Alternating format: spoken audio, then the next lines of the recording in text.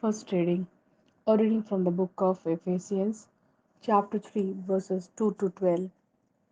You have surely heard the way in which God entrusted me with the grace He gave me for your sake.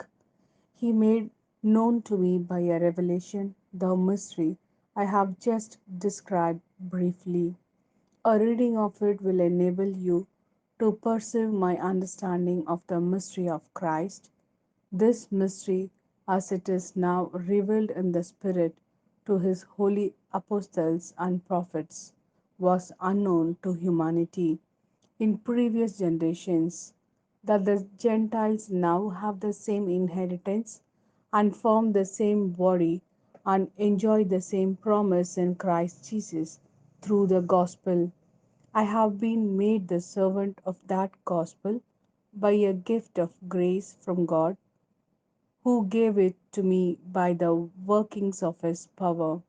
I, who am less than the least of all God's holy people, have been entrusted with this special grace of proclaiming to the Gentiles the unfathomable treasure of Christ, and of throwing light on the inner workings of the mystery kept hidden through all the ages in God, the Creator of everything. The purpose of this was that now, through the Church, the principalities and ruling forces should learn how many sided God's wisdom is, according to the plan which He had formed from all eternity in Christ Jesus our Lord. In Him we are bold enough to approach God in complete confidence through our faith in Him. This is the word of Lord. Thanks be to God. A reading from the Gospel according to Luke, chapter 12, verses 39 to 48. You may be quite sure of this, that if the householder had known at what time the burglar would come, he would not have let anyone break through the wall of his house. You too must stand ready, because the Son of Man is coming at any hour you do not expect. Peter said, Lord, do you mean this parable for us or for everyone? The Lord replied, Who then is the wise and trustworthy steward whom the Father will place over his household to give them all the proper time their allowance of food? Bless that servant if his master's arrival finds him doing exactly that.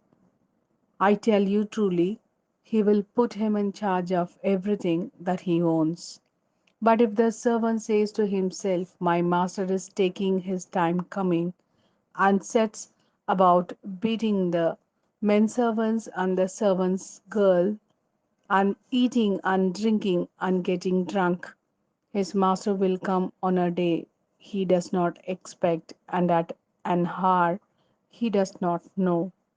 The master will cut him off and send him to the same fate as the unfaithful. The servant who knows what his master wants but has got nothing ready and done nothing in accord with those wishes will be given a great many strokes of the lash. The one who did not know but has acted in such a way that he deserves a beating will be given fewer strokes. When someone is given a great deal will be demanded of that person. When someone is entrusted with a great deal, of that person even more will be expected.